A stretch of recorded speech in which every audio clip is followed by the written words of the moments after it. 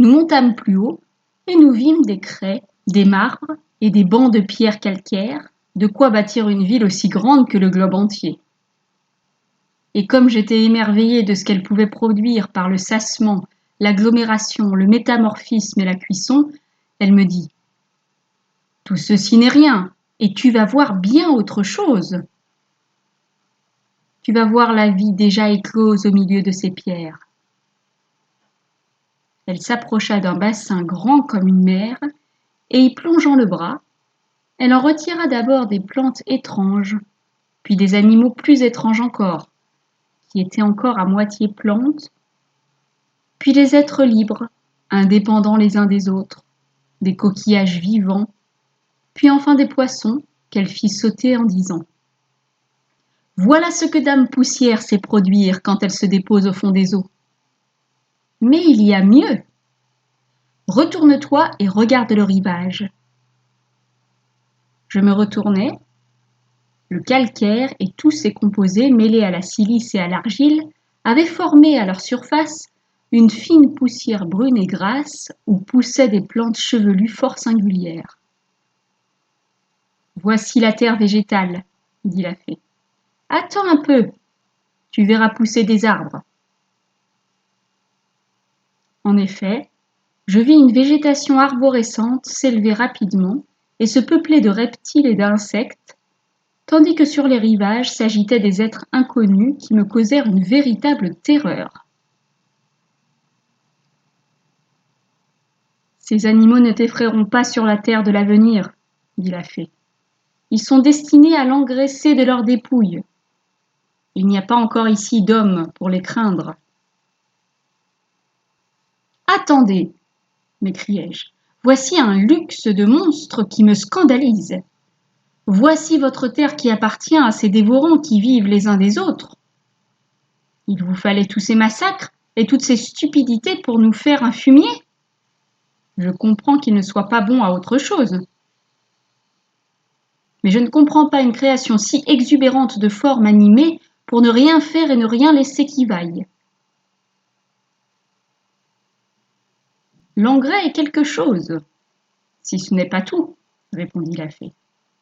Les conditions que celui-ci va créer seront propices à des êtres différents qui succéderont à ceux-ci.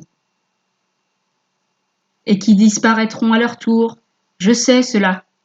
Je sais que la création se perfectionnera jusqu'à l'homme. Du moins on me l'a dit et je le crois.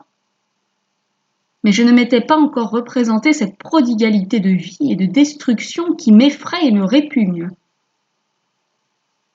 Ces formes hideuses, ces amphibies gigantesques, ces crocodiles monstrueux et toutes ces bêtes rampantes ou nageantes qui ne semblent vivre que pour se servir de leurs dents et dévorer les autres. Mon indignation divertit beaucoup la fée Poussière. « La matière est la matière, » répondit-elle.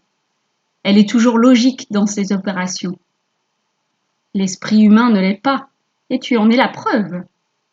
Toi qui te nourris de charmants oiseaux et d'une foule de créatures plus belles et plus intelligentes que celles-ci. Est-ce à moi de t'apprendre qu'il n'y a point de production possible sans destruction permanente?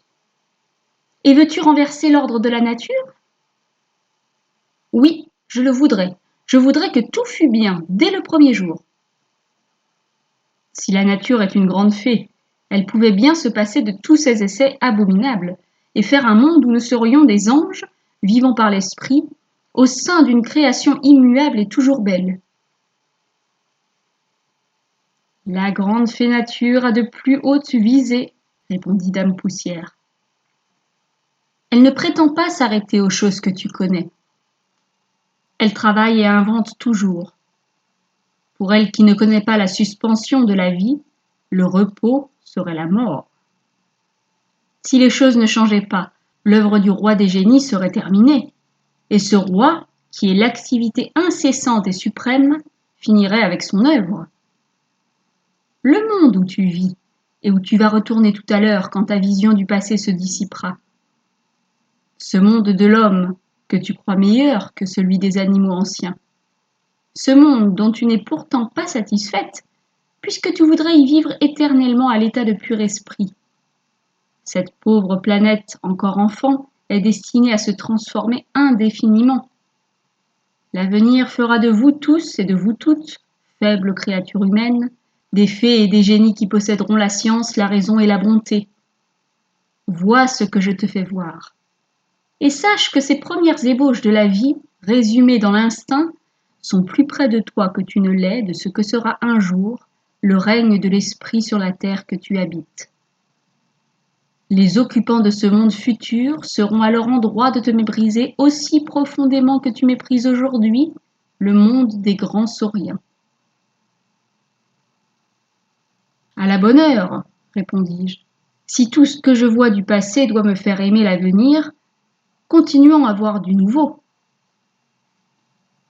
Et surtout, reprit la fée, ne le méprisons pas trop, ce passé, afin de ne pas commettre l'ingratitude de mépriser le présent. Quand le grand esprit de la vie se sert des matériaux que je lui fournis, il fait des merveilles dès le premier jour. Regarde les yeux de ce prétendu monstre que vos savants ont nommé l'Ichthyosaure. Ils sont plus gros que ma tête et me font peur.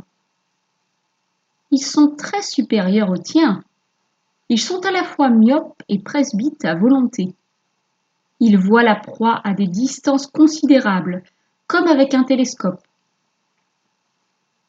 Et quand elle est tout près, par un simple changement de fonction, ils la voient parfaitement à sa véritable distance sans avoir besoin de lunettes. À ce moment de la création, la nature n'a qu'un but, faire un animal pensant. Elle lui donne des organes merveilleusement appropriés à ses besoins. C'est un joli commencement, n'en es-tu pas frappé? Ci et de mieux en mieux de tous les êtres qui vont succéder à ceux-ci. Ceux qui te paraîtront pauvres, laids ou chétifs seront encore des prodiges d'adaptation au milieu où ils devront se manifester. Et comme ceux-ci, ils ne songeront pourtant qu'à se nourrir. À quoi veux-tu qu'ils songent? La terre n'éprouve pas le besoin d'être admirée. Le ciel subsistera aujourd'hui et toujours sans que les aspirations et les prières des créatures ajoutent rien à son éclat et à la majesté de ses lois. La fée de ta petite planète connaît la grande cause, n'en doute pas. Mais si elle est chargée de faire un être qui présente ou devine cette cause, elle est soumise à la loi du temps. Cette chose dont vous ne pouvez pas vous rendre compte parce que vous vivez trop peu pour en apprécier les opérations. Vous les croyez lentes, et elles sont d'une rapidité foudroyante.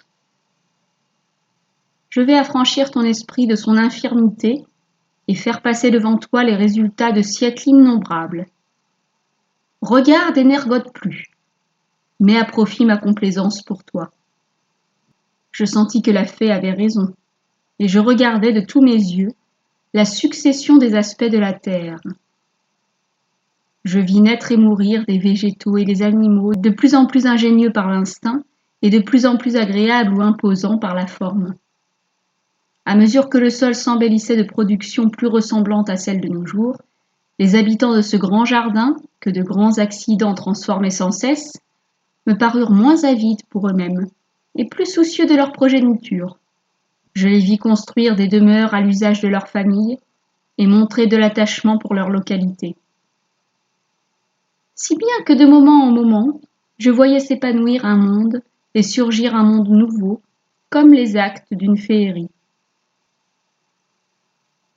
Repose-toi, me dit la fée, car tu viens de parcourir beaucoup de milliers de siècles, sans t'en douter. Et Monsieur l'homme va naître à son tour quand le règne de Monsieur le singe sera accompli.